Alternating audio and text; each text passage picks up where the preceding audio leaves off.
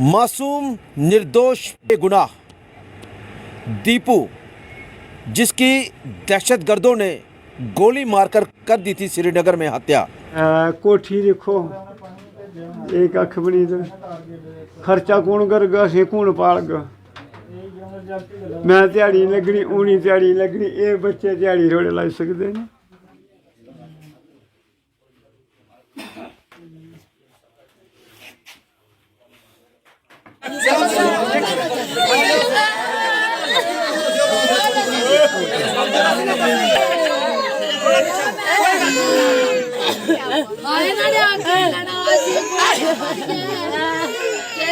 अब उसके परिवार के लिए एकम सनातन धर्म ने एक पहल की है और उसी के साथ और भी कुछ समाज सेविक लोग जो हैं वो आगे आए हैं। सत्य कहेंगे, सत्य लिखेंगे, सत्य चलेंगे।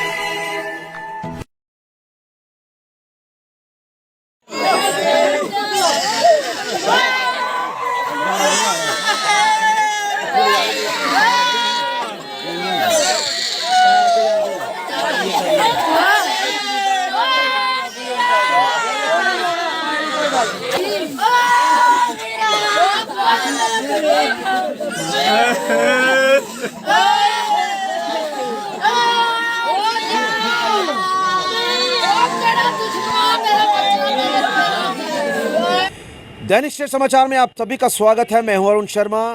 अगर बात करें तो 2-4 दिन पहले आपने देखा होगा कि एक मासूम निर्दोष दीपू नाम का शख्स, जिसकी उम्र महज 24 वर्षीय थी, वह श्रीनगर के अनंतनाग ज़िले में एक सर्कस में कार्यरत था और उसकी आतंकवादियों ने, दहशतगर्दों ने बेरहमी के साथ, गोलियों के साथ हत्या कर दी।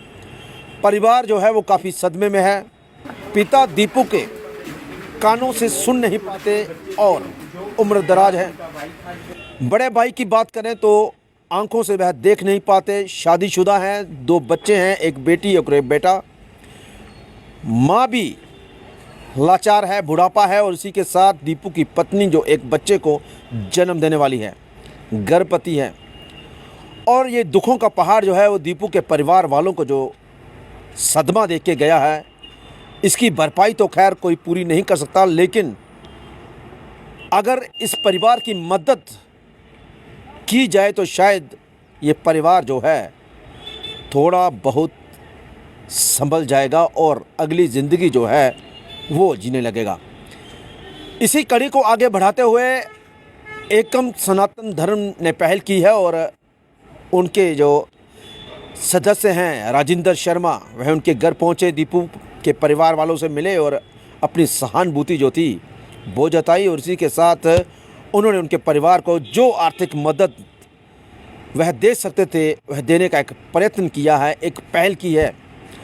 और हम भी गुजारिश करते हैं उन लोगों से जो समाज सेवा में काफ़ी कार्य कर रहे हैं कि वह भी खुलकर आगे आएँ और इस गरीब, इस ज़रूरतमंद परिवार की मदद करें, ताकि यह परिवार जो है दुखों में, सुखों में अपनी ज़िंदगी जो है वो आगे बढ़ा सके।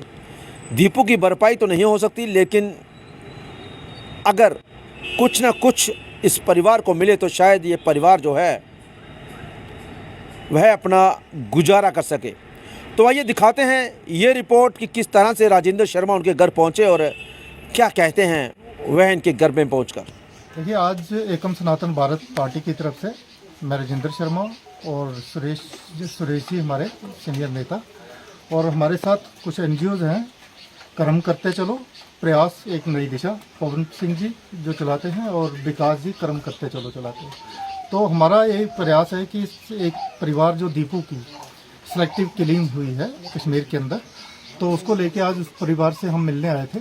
तो यहाँ की जो जर्जर हालत है, जहाँ का जो परिस्थितियाँ बहुत ही दयनीय और बड़ी गंभीर हैं, और अभी इनसे बात करके पता चला कि दीपू जी अकेले इस परिवार को चलाने वाले सदस्य थे और उन पर डिपेंडेंसी 6 मेंबर्स की थी, घर के 6-7 मेंबर्स की उस पर डिपेंडेंसी थी।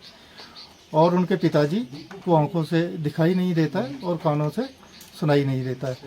हमने रोटरी हॉस्पिटल के अंदर बात करके उनके लिए उनके ऑपरेशन का जो बंदोबस्त है वो करा दिया है। और उनके जो बड़े बेटे हैं जिनको आंख से नहीं दिखाई देता, उनके भी आंखों के इलाज कराने का हम प्रयास करेंगे। ये जो एनजीओ है हमारे, इन्होंने इसके लिए हमसे इनके सहयोग से इस चीज़ों को हम काफ़ी अच्छे से आगे बढ़ाने का प्रयास करेंगे। तो साथ ही साथ हम जो हमारी एडमिनिस्ट्रेशन है, जो हमारे एलजी हैं, इन सबसे हमारी अपील है कि इनके जो बेसिक इनके राइट्स हैं उन पर थोड़ा काम किया जाए। और जो इस परिवार की जो आगे निर्भरता के लिए जो दीपू था, दीपू की वाइफ को या किसी और को उसके एक कहीं एसपीओ या कहीं और उसके लिए नौकरी का प्रबंध हो ताकि इस परिवार का आगे गुजारा हो सके। टेम्परेरी एक टाइम पे हम लोग कुछ पैसे दे भी देंगे, तब भी ज़िंदगी उस पर चलना बड़ी मुश्किल होती है। और इन चीज़ों को रिस्टोर करने की तरफ हम अपील करते हैं अपनी एडमिनिस्ट्रेशन से कि इस तरह के प्रयास करके इनको कहीं सहारा दिया जाए। धन्यवाद।